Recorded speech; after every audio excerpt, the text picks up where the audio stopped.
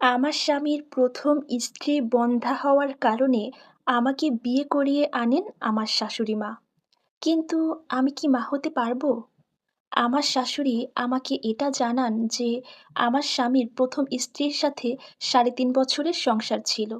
এই ৩.৫ বছরেও তার ১ম স্ত্রী একটা সন্তান জন্ম দিতে না পারার কারণে আমার শাশুড়ি মা আমাকে বিয়ে করে এনেছেন শুধুমাত্র সন্তান জন্ম দেওয়ার জন্য। কারণ তাদের বংশবৃদ্ধি করতে হবে। বিয়ের ১ম দিন রাতে আমার শাশুড়ি মা আমাকে বললেন, "তুমি কি সন্তান দিতে পারবে নাকি তুমিও পারবে না?"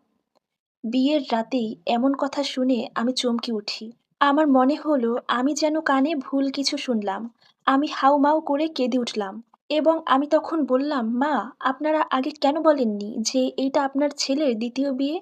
এরপর আমার শাশুড়ি মা বললেন, "এটা যদি আগে বলতাম তাহলে কি তুমি আমার ছেলেকে বিয়ে করতে?" তখন আমি কান্না করতে, করতে বললাম, "আপনারা সবাই আমার সাথে বেইমানি করেছেন। আমার সাথে প্রতারণা করেছেন।"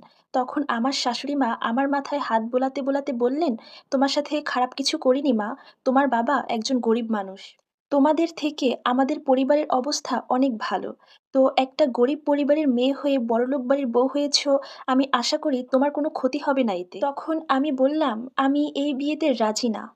এরপর আমার শাশুড়ি মা আমাকে বললেন, "কিন্তু মা, তোমাদের তো বিয়ে হয়ে গেছে। এখন সৃষ্টিকর্তার কাছে প্রার্থনা করি তোমরা যেন সুখে শান্তিতে সংসার করতে পারো এবং একটা সুস্থ সন্তানের জন্ম দিতে পারো।" এরপর আমি আমার স্বামীর কাছে জানতে চাইলাম, "আপনি আপনার ১ম স্ত্রীকে কেন ডিভোর্স দিয়েছেন? বিষয়টা আমাকে খুলে বলেন।" তখন তিনি বলেন, "আমার ১ম স্ত্রী ছিল শুধুমাত্র আমার নামে মাত্র স্ত্রী, তাছাড়া কিছুই না। সেদিন ছিল আমাদের বাসর রাত। আমি যখন আমার ১ম স্ত্রী জবাকে আলিঙ্গন করতে যাব, ঠিক তখনই আমার ১ম স্ত্রী জবা আমার পা ধরে হাউমাউ করে কান্না করতে লাগলো। সেদিন আমার ১ম স্ত্রী জবা কান্না করতে, করতে আমাকে বলল, "আমি আপনাকে কোনোদিনই স্বামী হিসেবে গ্রহণ করতে পারব না। কারণ আমি যাকে ভালোবাসি সেই ছেলেটাকে ছাড়া আমাকে ভোগ করার অধিকার আমি কাউকে দিব না। শুধুমাত্র মৃত্যু ছাড়া আমার ভালোবাসার মানুষটাকে আমার থেকে কেউ আলাদা করতে পারবে না।" তখন আমি বললাম, "কিন্তু তোমার তো বিয়ে হয়ে গেছে। এখন কি তোমার বয়ফ্রেন্ড তোমাকে মেনে নিবে?" তখন জবা বলল, "কোনো সমস্যা নেই। সে আমাকে আমার যে অবস্থাতেই হোক মেনে নিবে।" জবা সেদিন তার বয়ফ্রেন্ডকে আমাদের বাসর ঘরে নিয়ে এসেছিল। তারা দুজন মিলে আমার পা ধরে অনেক কান্নাকাটি করেছে। তখন আমি তাদেরকে বললাম, "তোমরা বিয়ে করছো না কেন?" তখন ওই ছেলেটা বলল, তার পারিবারিক সমস্যা আছে। মানে তার বড় ভাই এখনো বিয়ে করেনি। তাই সে ছোট ভাই হয়ে আগে বিয়ে করতে পারতেছে না। আমার একটু সময় লাগবে। এরপর আমি আর জবা দুজনে মিলে স্বামী-স্ত্রীর অভিনয় করতে লাগলাম। সবকিছু বেশ ভালোই চলছিল। কিন্তু সমস্যাটা হলো ২ বছর পর।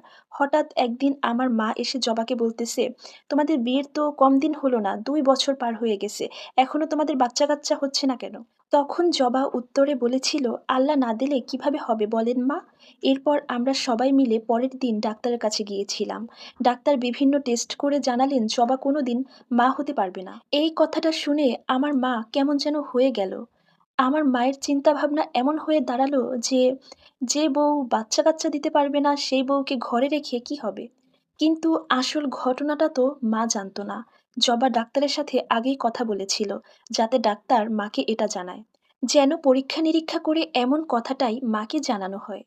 এই ঘটনার পরে মা আর জবাকে ভালো চোখে দেখছে না। সবসময় জবাকে ছোট করে কথা বলতেই পছন্দ করতেছে। এক পর্যায়ে গিয়ে যেই মা নিজ হাতে আমাদের বিয়েটা দিয়েছিল, সেই মা আবার আমাদের ডিভোর্সটাও করিয়েছে। এখন তুমি বুঝতেছো আমার ১ম বিয়ের ঘটনাটা? এরপর মা অনেক দেখে শুনে তোমার সাথে আমাকে বিয়ে দিয়েছেন। স্বামীর মুখে এমন কথা শুনে আমার খুব মায়া হতে লাগলো।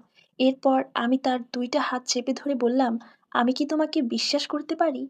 তখন আমার স্বামী আমাকে বলল, "তুমি যদি আমাকে বিশ্বাস করতে পারো, তাহলে আমিও তোমাকে ভালোবাসতে পারি।" সো ভিউয়ার্স, এই স্টোরিটা একটা আপুর জীবন থেকে নেয়া। ধন্যবাদ।